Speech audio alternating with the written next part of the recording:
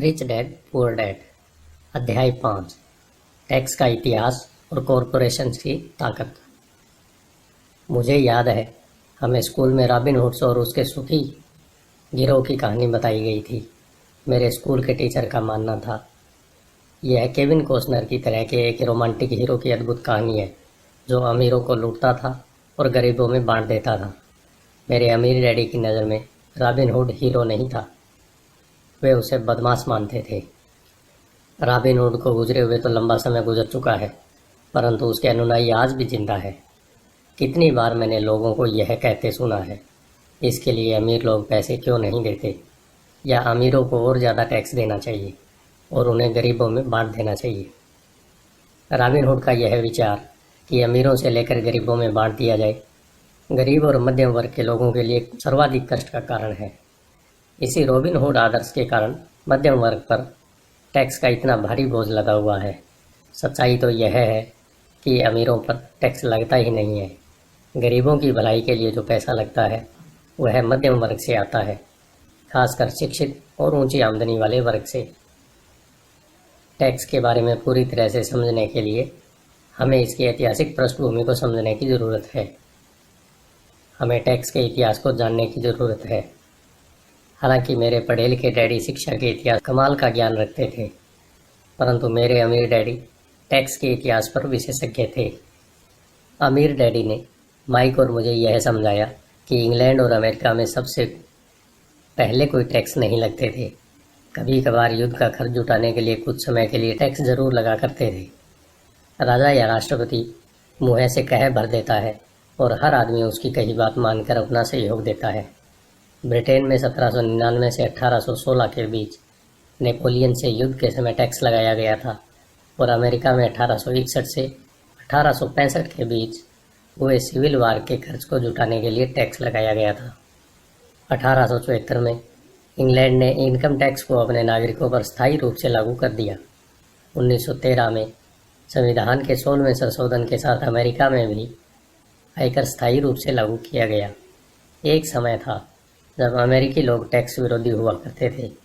चाय पर बहुत ज़्यादा टैक्स लगने के कारण ही बोस्टन हार्बर पर प्रसिद्ध टी पार्टी की घटना हुई थी, जिससे क्रांतिकारी युद्ध को ताकत मिली। इंग्लैंड और अमेरिका दोनों को नियमित इनकम टैक्स के विचार को जनता के गले उतारने में लगभग 50 साल का समय लगा। इन ऐतिहासिक तिथियों से हमें यह पता नहीं चल पाता कि दोनों ही मामलों में टैक्स शुरू में केवल अमीरों पर लगाए गए थे। अमीर डैडी चाहते थे कि माइक और मैं इस बात को कभी नहीं भूलें। उन्होंने स्पष्ट किया कि टैक्स का विचार लोकप्रिय बना और उसे ज़्यादातर लोगों ने सिर्फ इसलिए माना क्योंकि उन्हें यह बताया गया कि टैक्स अमीरों को सजा देने का और मध्यम वर्ग तथा गरीबों को मदद देने का साधन है। इसी कारण जनता ने टैक्स कानून के समर्थन में वोट दिए और यह वैधानिक बन गया। हालांकि इसका मकसद अमीरों को दंड देना है, परंतु दरअसल यह उन्हीं लोगों को दंड देता है जिन्होंने इसका समर्थन किया था, यानी गरीब और मध्यम वर्ग।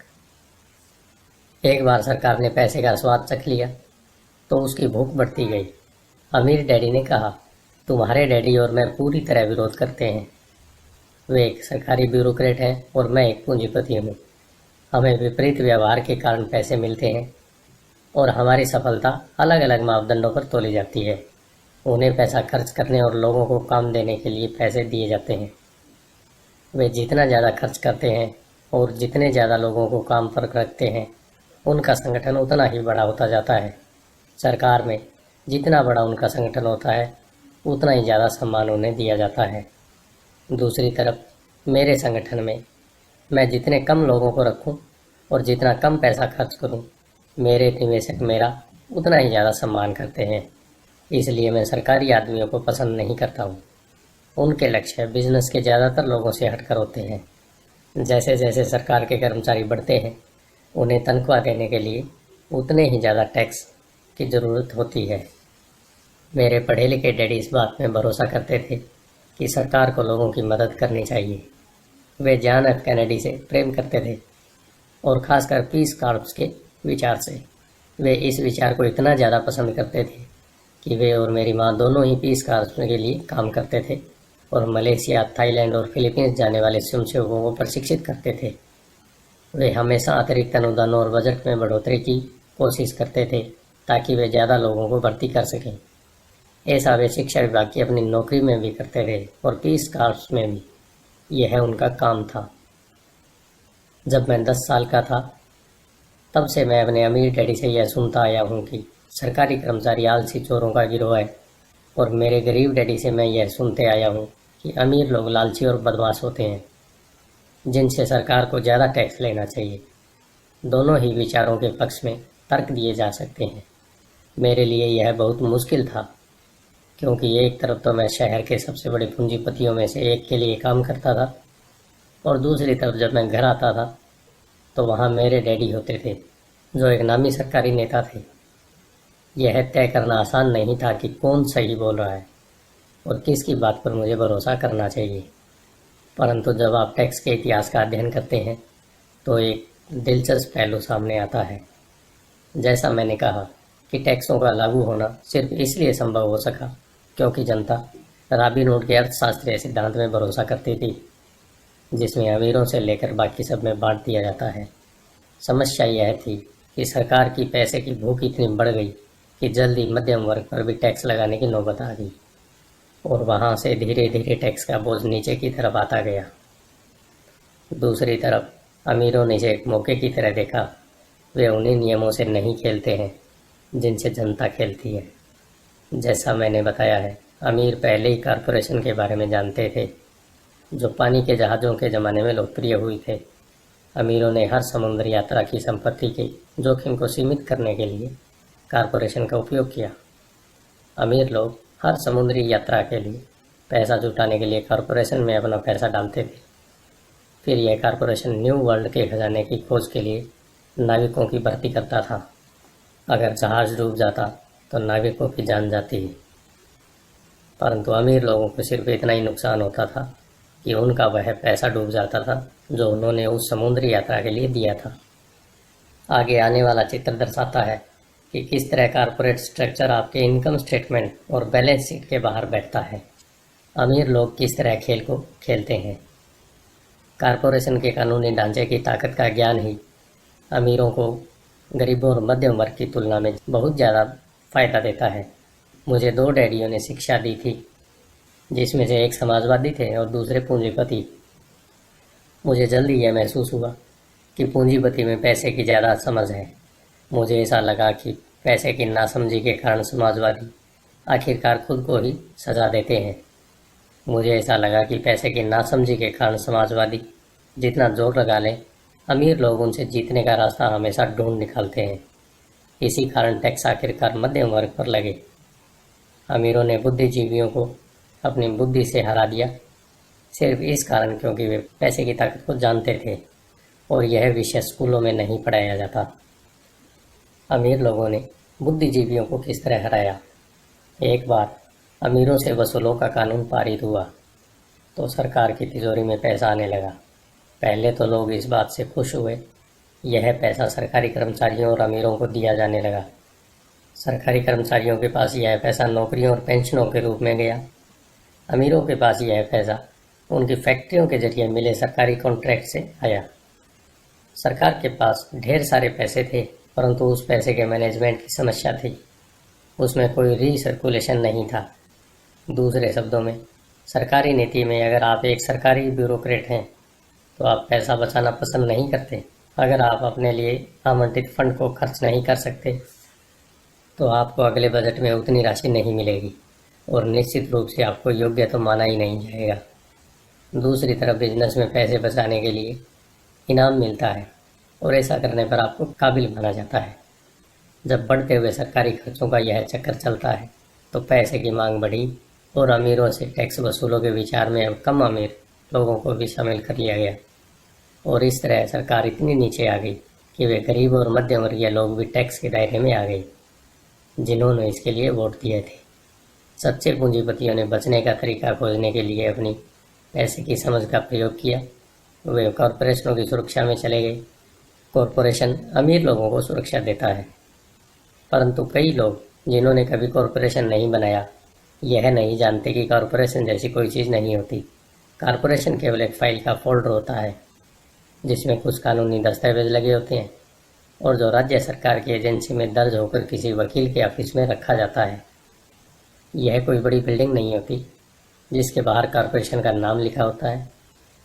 यह कोई फैक्ट्री या लोगों का समूह भी नहीं होता। कॉरपोरेशन केवल एक कानूनी दस्तावेज है जो एक ऐसी कानूनी देह बना देता है जिसकी कोई आत्मा नहीं होती। अमीरों की संपत्ति एक बार फिर सुरक्षित हो गई। एक बार फिर कॉरपोरेशन का प्रयोग लोकप्रिय हो गया। यह स्थायी इनकम टैक्स कानूनों के पारित होने के बाद हुआ, क्योंकि कॉरपोरेशन के लिए इनकम टैक्स की दर व्यक्तिगत इनकम टैक्स की दर से कम है। इसके अलावा, जैसा पहले बताया जा चुका है, कॉरपोरेशन द्वारा कुछ खर्च टैक्स चुकाने से पहले किए जा सकते हैं। अमीरों और गरीबों के बीच यह लड़ाई सदियों से चली आ रही है। अमीरों से वसूलों अमीरों के हमेशा खिलाफ रही है। यह लड़ाई तब छिड़ती है जब कानून बनते हैं और यह लड़ाई अनंत काल तक चलती रहती है। समस्या यह है कि जो लोग हारते हैं उनमें समझ की कमी है। हारने वाले लोग वे हैं जो हर सुबह उठकर तैयार होते हैं और अपनी नौकरी में कड़ी मेहनत करते हैं और उस पर टैक्स देते हैं। अगर वे यह समझ पाते कि अमीर लोग किस तरह से पैसे का खेल खेलते हैं तो वे भी इस भीड़ को उसी तरह से खेल सकते हैं। फिर वे भी पैसे से आज़ाद हो सकते हैं और अमीर बन सकते हैं। इसलिए मैं हर बार शहर जाता हूँ जब भी मैं किसी को अपने बच्चे को यह सलाह देते हुए सुनता हूँ कि स्कूल जाओ ताकि सुरक्षित नौकरी मिल सके। जिस कर्मचारी में पैसे की समझ नहीं है वह बच नहीं सकता, चाहे उसकी नौकरी कितनी भी सुरक्षित क्यों न हो। औसत अमेरिकी व्यक्ति आज सरकार के लिए 5 से 6 महीने तक काम करता है ताकि वह टैक्स चुकाने के लिए पैसा जमा कर सके। मेरे विचार में यह समय बहुत ज़्यादा है। आप जितनी ज़्यादा मेहनत करते हैं आपको सरकार को उतना ही ज़्यादा टैक्स देना होता है। इसलिए मेरा मानना है कि अमीरों से वसूलों का नारा उन्हीं लोगों पर भारी पड़ गया जिन्होंने इसके लिए वोट किया था। हर बार लोग अमीरों को सज़ा देने की कोशिश करते हैं। अमीर लोग सचमुच उसका पालन नहीं करते, बल्कि वे पलटकर वार करते हैं। उनके पास पैसा, ताकत और इरादा होता है जिनके दम पर वे चीज़ों को बदल सकते हैं।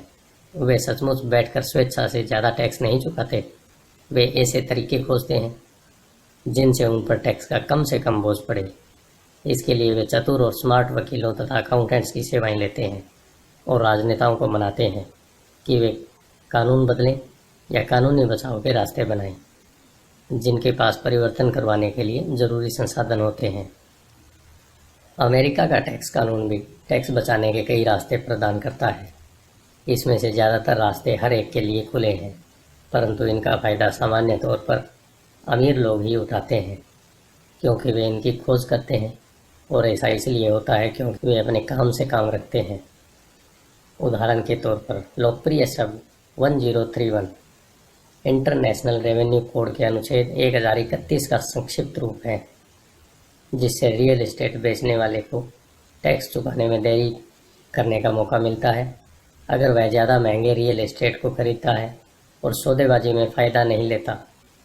रियल एस्टेट एक ऐसा पूंजी निवेश है जो बहुत ज़्यादा टैक्स लाभ देता है। जब तक आप कम कीमत की प्रॉपर्टी बेचकर ऊंची कीमत की बड़ी प्रॉपर्टी खरीदते रहते हैं तो आपको तब तक टैक्स नहीं देना पड़ता जब तक कि आप उसे नकद ही में रखना चाहें। जो लोग कानून द्वारा दी गई इन टैक्स की छूटों का लाभ नहीं उठाते वे अपनी संपत्ति वाले कॉलम को बनाने का एक बहुत बड़ा मौका खो देते हैं। गरीबों और मध्यम वर्ग के पास इतने संसाधन नहीं होते। वे चुपचाप बैठे रहते हैं और सरकार की सुइयों को अपनी बाह पर लगने देते हैं और ब्लड डोनेशन की इजाज़त दे देते हैं। आज मैं ज़्यादा टैक्स चुकाने वाले या कम छूट लेने वाले लोगों की संख्या से लगातार स्तब्ध होता रहता हूँ और वे ऐसा सिर्फ इसलिए करते हैं क्योंकि वे सरकार से डरते हैं और मैं जानता हूँ कि सरकार टैक्स एजेंट कितना डरावना होता है। मेरे कुछ दोस्त हैं जिनके बिजनेस बंद हो गए और इसके लिए सरकार दोषी थी। मुझे यह सब पता है, परंतु जनवरी से लेकर मई के पहले पखवाड़े तक सरकार के लिए काम करना एक बहुत बड़ी कीमत है जो हम टैक्स के डर के कारण चुकाते हैं। मेरे गरीब डैडी ने कभी पलटकर वार नहीं किया। मेरे अमीर डैडी ने भी ऐसा नहीं किया। उन्होंने केवल खेल को चतुराई से खेला और उन्होंने ऐसा कॉरपोरेशन के माध्यम से किया। जो अमीरों का सबसे बड़ा रहस्य है। अमीर डैडी से मेरा पहला सीखा गया सबक आपको याद होगा। मैं 9 साल का बच्चा था और मुझे उससे बात करने के लिए बहुत समय तक इंतज़ार करना पड़ता था। मैं अक्सर उनके ऑफिस में बैठकर उनका इंतज़ार करता था। वे जानबूझकर मुझे नज़रअंदाज करते रहते थे। वे चाहते थे कि मैं उनकी ताकत को पहचानूं और एक दिन खुद भी उतना ही ताकतवर बनता जाऊं। जितने भी समय तक मैंने उनके मार्गदर्शन में पढ़ा और सीखा, उन्होंने मुझे हमेशा याद दिलाया कि ज्ञान ही ताकत है और पैसे के साथ तो बड़ी ताकत होती है। उसे बनाए रखने के लिए और उसे कई गुना आगे करने के लिए सही ज्ञान की ज़रूरत होती है। उस ज्ञान के बिना संसार आपको इधर उधर धक्के मारता रहता है। अमीर डैडी हमेशा माइक और मुझे यह याद दिलाते कि सबसे ज़्यादा डरावना व्यक्ति बॉस या सुपरवाइज़र नहीं होता, बल्कि टैक्समैन होता है। अगर आप उसे मौका देते हैं तो टैक्समैन हमेशा आपसे ज़्यादा से ज़्यादा वसूल कर सकता है। पैसा मेरे लिए काम करे, मैं पैसे के लिए काम नहीं करूं। मेरा यह पहला सबक दरअसल ताकत के बारे में है। अगर आप पैसे के लिए काम करते हैं तो आप ताकत को अपने बॉस के हाथ में दे देते हैं। अगर आपका पैसा आपके लिए काम करता है तो आप ताकत को अपने पास रखते हैं और उसे काबू में रखते हैं। एक बार हमें हमारे लिए काम करने वाले पैसे की ताकत का ज्ञान हो जाए, फिर हमें पैसे के लिहाज से स्मार्ट हो जाना चाहिए और हमें डराने वाले लोगों से निपटने का रास्ता ढूंढना चाहिए। इसके लिए आपके पास कानून की समझ होनी चाहिए और इस बात की भी कि सिस्टम कैसे काम करता है। अगर आप अज्ञानी हैं तो आपको आसानी से डराया जा सकता है। अगर आप जानते हैं कि आप क्या बात कर रहे हैं तो आपके पास बचने का मौका है। हाँ, इसलिए अमीर डैडी स्मार्ट टैक्स अकाउंटेंट्स और वकीलों को इतना ज़्यादा वेतन देते थे। वकीलों को वेतन देना सरकार को टैक्स देने से सस्ता था।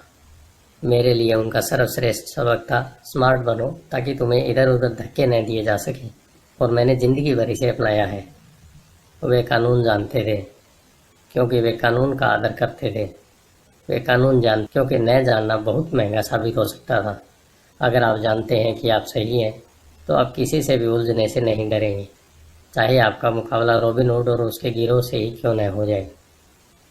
मेरे पढ़े लिखे डैडी मुझे हमेशा प्रोत्साहित करते थे कि मैं किसी बड़े अच्छे कॉरपोरेशन में बढ़िया सी नौकरी ढूंढ लूँ। वे मुझे हमेशा उन अच्छाइयों के बारे में बताते थे जो कॉरपोरेट सीढ़ी पर चढ़ने से हासिल की जा सकती थी।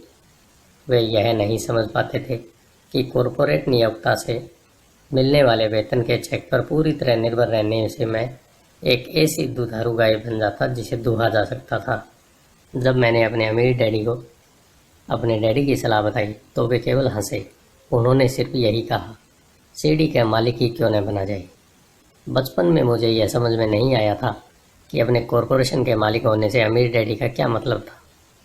यह एक ऐसा विचार था जो असंभव और डरावना लग रहा था। हालांकि मैं इस विचार से रोमांचित था, परंतु मेरी कम उम्र में मैं इस संभावना पर विचार ही नहीं कर पा रहा था कि अवयस्क लोग किसी दिन मेरी कंपनी में काम करने लगेंगे। मुद्दे की बात यह है कि अगर अमीर डैडी नहीं होते तो मैं अपने पढ़े लिखे डैडी की सलाह का पालन कर रहा होता। अमीर डैडी ने बार बार याद दिलाने के कारण ही मेरे अपने कॉरपोरेशन का विचार जीवित रहा और यह मुझे एक राह पर चलाता रहा। जब मैं 15 या 16 साल का था तो मैं जानता था कि मैं उस राह पर नहीं चलने वाला जो मेरे पढ़े लिखे डैडी ने बताई है। मैं नहीं जानता था कि मैं ऐसा किस तरह करूँगा, परंतु मैंने दृढ़ निश्चय कर लिया था कि मैं भीड़ के साथ नहीं चलूँगा और उस दिशा में नहीं जाऊँगा जिस तरफ मेरे सहपाठी जा रहे हैं। इस फैसले ने मेरी ज़िंदगी बदल दी। जब तक मैं 25 साल का हुआ तब तक अमीर डैडी की सलाह मुझे पूरी तरह समझ में नहीं आई थी। मैंने हाल ही में मैरिन कार छोड़ी थी और जेरॉक्स के लिए काम कर रहा था। मुझे बहुत पैसा मिल रहा था, परंतु हर बार जब भी मैं अपनी तनख्वाह के चेक को देखता था तो मुझे हमेशा निराशा होती थी।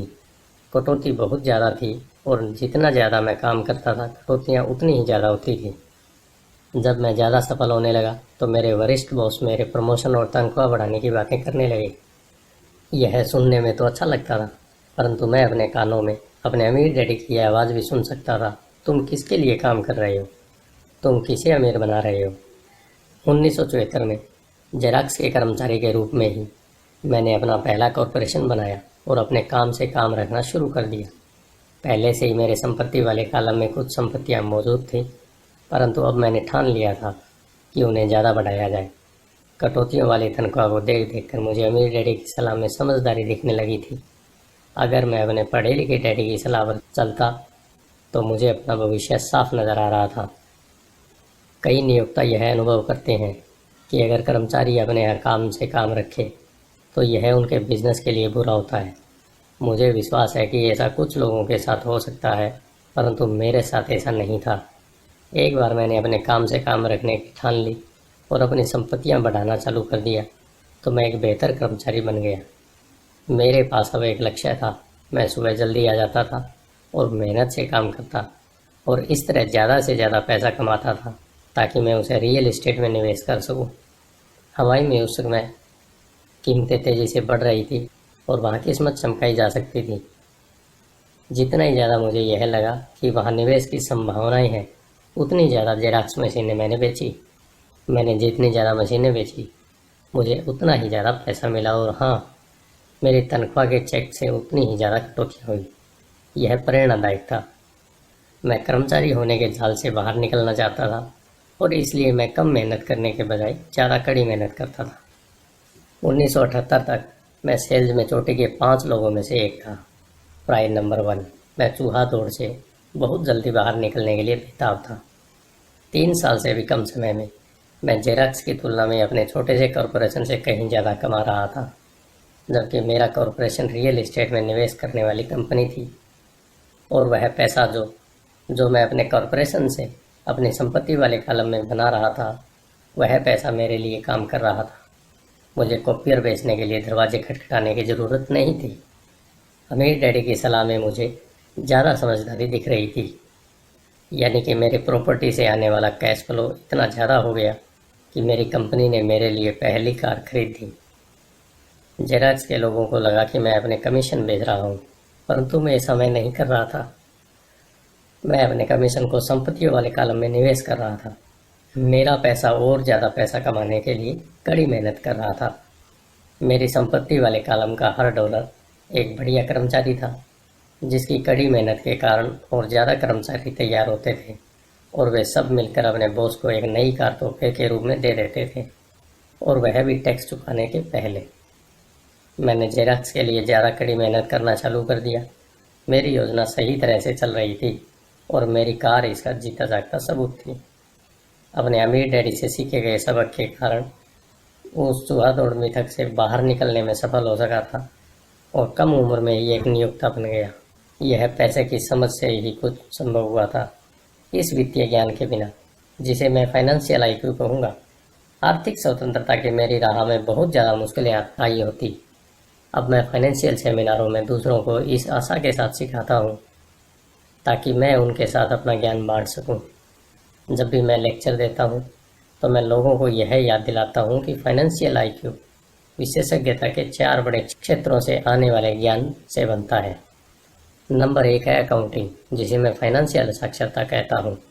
अगर आप साम्राज्य बनाना चाहते हैं तो यह बहुत महत्वपूर्ण दक्षता है।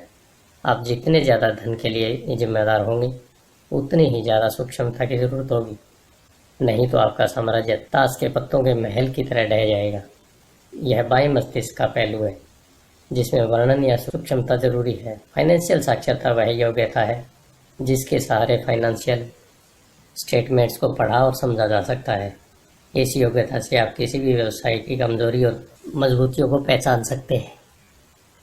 नंबर 2 है निवेश, जिसे मैं पैसे से पैसे बनाने का विज्ञान कहता हूँ। इसमें तकनीकों, रणनीतियों और फार्मूलों की ज़रूरत होती है। यह मस्तिष्क का दायां पहलू है, यानी रचनात्मक पहलू। नंबर 3 है बाजार की समझ, मांग और पूर्ति का विज्ञान। बाजार के तकनीकी पहलुओं को जानने की ज़रूरत है, जो कि भावनाओं द्वारा संचालित होता है। 1996 में क्रिसमस के दौरान टिकल मी एल्मो डॉल का प्रकरण भी तकनीकी या भावनाओं द्वारा संचालित बाजार का उदाहरण है। बाजार का दूसरा तत्व निवेश की मूलभूत या आर्थिक समझ है। क्या किसी निवेश में समझदारी है या वर्तमान बाजार की परिस्थितियों के हिसाब से ऐसा करना नासमझी है? कई लोग यह सोचते हैं कि बाजार को समझना या निवेश की अवधारणाएं बच्चों को समझ में नहीं आएगी क्योंकि वे जटिल होती हैं। वे यह नहीं देख पाते कि बच्चे इन विषयों को अनुभूति से समझ लेते हैं। जो लोग एल्मो डोल से परिचित नहीं होंगे उनके लिए यह एक जीसस स्ट्रीट कैरेक्टर थी जिसे क्रिसमस से पहले बच्चों में खूब प्रचारित किया गया था। लगभग सभी बच्चे इसे खरीदना चाहते थे और अपनी क्रिसमस की सूची में उन्होंने इसे सबसे ऊपर रखा था। परंतु क्रिसमस के लिए इसका विज्ञापन करने के बाद जब यह बाजार से गायब हो गई तो कई लोग यह सोचने लगे कि कहीं कंपनी ने जानबूझकर तो इसे बाजार से गायब नहीं कर दिया है। इसकी मांग बहुत ज़्यादा थी और पूर्ति बहुत कम, इसलिए बाजार में भगदड़ और हड़बड़ी का माहौल बन गया। स्टोर्स में जब खरीदने के लिए कोई डॉल नहीं बची तो दुकानदारों और दूसरे खिलौने वालों ने इसमें मुनाफा कमाने का मौका देखा। जिन्हें डॉल नहीं मिल पाई थी वे दुर्भाग्यशाली मम्मी डैडी क्रिसमस के लिए कोई दूसरा खिलौना खरीदने के लिए मजबूर हो गई। टिकल मी एल्मो डॉल की अविश्वसनीय लोकप्रियता मेरी समझ में नहीं आई, परंतु यह मांग और पूर्ति के अर्थशास्त्र का बढ़िया उदाहरण है। यही बात स्टॉक, बॉन्ड, रियल एस्टेट और बेसबॉल कार्ड बाजारों पर लागू होती है। नंबर 4 है कानून। उदाहरण के तौर पर अकाउंटिंग, निवेश और बाजारों की तकनीकी दक्षता के सारे कॉरपोरेशन का प्रयोग विस्फोटक वृद्धि प्रदान कर सकता है। कोई भी आदमी जिसे कॉरपोरेशन द्वारा दिए जाने वाले टैक्स फायदों और सुरक्षा का ज्ञान हो वह बहुत ज़्यादा तेजी से तरक्की कर सकता है और अमीर बनता है, जो किसी कर्मचारी या छोटे बिजनेस के मालिक के लिए संभव नहीं है। उसमें उतना ही अंतर है जितना पैदल चलने वाले और उड़ने वाले में होता है। यह अंतर बहुत ज़्यादा हो जाता है जब हम इसे दीर्घकालीन संपत्ति के संदर्भ में देखते हैं। नंबर 1 है टैक्स लाभ। एक कॉरपोरेशन कई ऐसी चीज़ें कर सकता है जो एक आदमी नहीं कर सकता, जैसे कि यह टैक्स देने से पहले खर्च कर सकता है। यह विशेषज्ञता का एक ऐसा क्षेत्र है जो बहुत रोमांचक है, परंतु इसमें अंदर घुसना तब तक जरूरी नहीं जब तक कि आपका बिजनेस या संपत्ति बहुत बड़ी न हो। कर्मचारी कमाते हैं और टैक्स चुकाते हैं और फिर वो बचाता है और फिर वो बचता है, उससे अपना खर्च चलाते हैं। एक कॉरपोरेशन कमाता है, जितना खर्च कर सकता है करता है और फिर बची हुई रकम पर टैक्स चुकाता है। यह अमीरों द्वारा इस्तेमाल किए जाने वाला सबसे बड़ा कानूनी बचाव का रास्ता है। उन्हें बनाना आसान है और बहुत ज़्यादा महंगा नहीं है, बशर्ते कि आपके पास अपने खुद के निवेश हो जो अच्छा कैश फ्लो दे रहे हो। उदाहरण के तौर पर अपने कॉरपोरेशन का फ़ायदा यह है, घूमने जाने का कार्यक्रम हवाई में बोर्ड मीटिंग बन जाता है। कार का भुगतान, बीमा, रिपेयर इत्यादि कंपनी खर्च में डाल दिए जाते हैं। हेल्थ क्लब की सदस्यता भी कंपनी खर्च है। ज़्यादातर रेस्टोरेंट डिनर भी आंशिक व्यय है। और भी ऐसे बहुत से खर्च हैं जो टैक्स चुकाने के पहले किए जाते हैं। नंबर 2, कानूनी मुकदमों से सुरक्षा। हम एक कानूनी समाज में रह रहे हैं। हर आदमी आपसे फ़ायदा चाहता है। अमीर लोग अपने क्रेडिटर से अपनी ज़्यादातर संपत्ति को छुपाने के लिए कॉरपोरेशंस और ट्रस्ट का सहारा लेते हैं। जब भी कोई किसी अमीर आदमी पर दावा ठोकता है तो उसे यह पता चलता है कि कानूनी कवच से घिरा हुआ है और दरअसल उस अमीर आदमी के पास कोई संपत्ति है ही नहीं। वे हर चीज़ पर नियंत्रण रखते हैं, परंतु वे किसी चीज़ के मालिक नहीं होते। गरीब और मध्यम वर्गीय लोग हर चीज़ के मालिक बनने की कोशिश करते हैं और इसलिए जब उन पर दावा ठोका जाता है तो वे सरकार या अपने साथी नागरिकों के हाथों अपनी संपत्ति खो बैठते हैं। उन्होंने रॉबिन हुड की कहानी से यह सीखा है कि अमीरों से वसूलो, गरीबों में बांट दो। इस पुस्तक का लक्ष्य यह नहीं है कि कॉरपोरेशन बनाने का तरीका बताया जाए, परंतु मैं कहूँगा कि अगर आपके पास किसी तरह की वैध संपत्तियों हो तो आप जितनी जल्दी हो सके कॉरपोरेशन द्वारा दिए जाने वाले फायदों और सुरक्षा के बारे में ज़्यादा जान लें। इस विषय पर कई पुस्तकें लिखी गई हैं जो इन फायदों के बारे में विस्तार से बताती हैं और कॉरपोरेशन बनाने के लिए ज़रूरी सीढ़ियों को भी समझाती हैं। एक पुस्तक खास तौर पर बहुत अच्छी है जिसका शीर्षक है इंक एंड ग्रो रिच। यह पुस्तक कॉरपोरेशन की ताकत का बखूबी वर्णन करती है। फाइनेंशियल आईक्यू दरअसल कई कुशलताओं और गुणों का मेल है। मैं तो यही कहूँगा कि यह ऊपर बताई गई 4 तकनीकी दक्षताओं का समावेश है जो मूलभूत फाइनेंशियल ज्ञान का आधार है। अगर आप बहुत ज़्यादा पैसा कमाना चाहते हैं तो इन दक्षताओं के समन्वय से आपका फाइनेंशियल ज्ञान बहुत ज़्यादा बढ़ जाएगा। आपकी महत्वपूर्ण फाइनेंशियल रणनीति के लिए हम आपकी संपत्तियों के चारों तरफ कॉरपोरेशन का कवच लपेटने की बहुत ज़्यादा सलाह देते हैं। धन्यवाद।